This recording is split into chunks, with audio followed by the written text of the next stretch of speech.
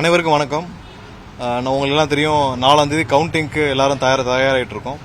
கண்டிப்பாக இது வரைக்கும் நிறைய நாங்கள் எங்கெங்கெல்லாம் தவறு நடந்தோ அதெல்லாம் சுட்டிக்காட்டி அங்கங்கே எந்தெந்த அதிகாரிகள் டிரான்ஸ்ஃபர் பண்ணணும், எந்தெந்த மாதிரியான நேர்மையான முறையில் தேர்தல் நடக்கும் நாங்கள் பல முயற்சிகள் செய்து தேர்தல் ஆணையத்துக்கும் எங்களுடைய ரெப்ரசன்டேஷன்லாம் கொடுத்து பல முயற்சிகளுக்கு அப்புறம் அங்கங்கே எல்லா சர்ச்சைகளுக்கு அப்புறம் தேர்தல் நடந்து முடிந்திருக்குது. கவுண்டிங்கும் அதே மாதிரி எந்தவித தில்லுமுலும் இல்லாமல் திமுக எந்தவித பல குளறுபடி செய்ய முயற்சி செய்வாங்க திமுக. ஸோ அதையெல்லாம் முறியடிக்க வேண்டும் என்று நாங்களுக்கு போஸ்டல் பேலட்டில் கண்டிப்பாக போஸ்டல் பேலட் வெளி மாநிலங்கள்லேருந்து இப்போ தான் வர ஆரம்பிச்சிருக்கு. ஸோ அது யார்கிட்ட இருந்து எங்கெங்கே வருதுன்னு கண்டிப்பாக லெட்ஜர் மெயின்டைன் பண்ணணும். ஏன்னா போஸ்டல் பேலட்டில் நிறைய பேர் சர்வீஸ் பீப்புள்கிட்ட இருந்து வருது. ஸோ நிறைய இடத்துல அதுக்கு லெட்ஜர் மெயின்டைன் பண்ணலான்னு சொன்னாங்க. ஸோ அதுக்கு கண்டிப்பாக லெட்ஜர் மெயின்டைன் பண்ணணும் எங்கெங்கேருந்து வருதுன்னு சொல்லிட்டு. அது இல்லாமல் போஸ்டல் பேலட் முழுவதும் வீடியோ ரெக்கார்டிங் பண்ணணும். அந்த வீடியோ ரெக்கார்டிங்கை கண்டிப்பாக முடிஞ்ச பிறகு எங்களுக்கும் தரணும்னு கேட்டிருக்கோம். அது கண்டிப்பாக முடியும்னு சொல்லியிருக்காங்க. அது இல்லாமல் மொத்த கவுண்டிங் சென்டர்ஸ்க்கும் நிறைய இடத்துல பார்த்தீங்கன்னா திமுகவினர் தேவையில்லாத தகராறுகளை செய்ய ஏற்பாடு செய்திருப்பதாக எங்களுக்கு தகவல் வந்திருக்கு.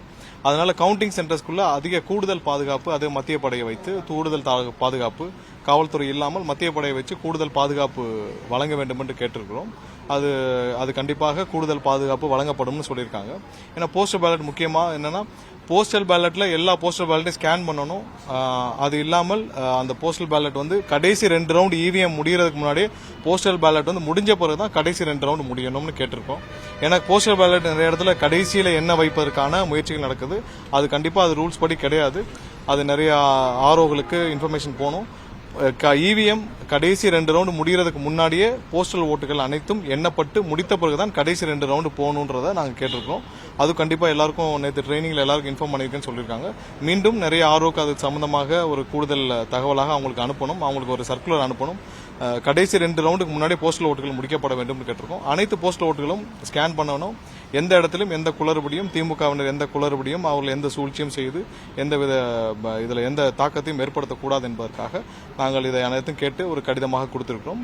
அவங்க தலைமை தேர்தல் அதிகாரி திருமதி அர்ச்சனா பட்நாயக் அவர்களையும் கூடுதல் தேர்தல் அதிகாரி திரு சிவஞானம் அவர்களையும் சந்திச்சு அவங்க 2 பேர்ட்டையும் கொடுத்திருக்கிறோம். கண்டிப்பாக செய்வதாக சொல்லியிருக்காரு. வேற ஏதாவது கேள்வி? வீடியோகிராஃபும் பண்ணணும், எல்லா போஸ்டர்லையும் ஸ்கேன் பண்ணி பேரலா ஸ்கேனிங் நடக்கணும். ஏன்னா நாளைக்கு கண்டிப்பாக அதுல எந்த தவறுகளும் நடந்துவிடக்கூடாது. ஏன்னா போஸ்டல் ஓட்டுகள் தான் எப்பயுமே ரீகவுண்டிங் தவறுகள் நடக்கும். ஸோ அது நடக்காமல் தடுப்பதற்காக பேரலா ஸ்கேன் பண்றதுல எந்த தவறும் இல்லை. அதிகபட்சமாக 3500 3800 போஸ்டல் ஓட்டுகள் ஒரு சில இடத்துல இருக்கு. ஸோ அதை ஸ்கேன் பண்றது எந்த தப்பு இல்லை.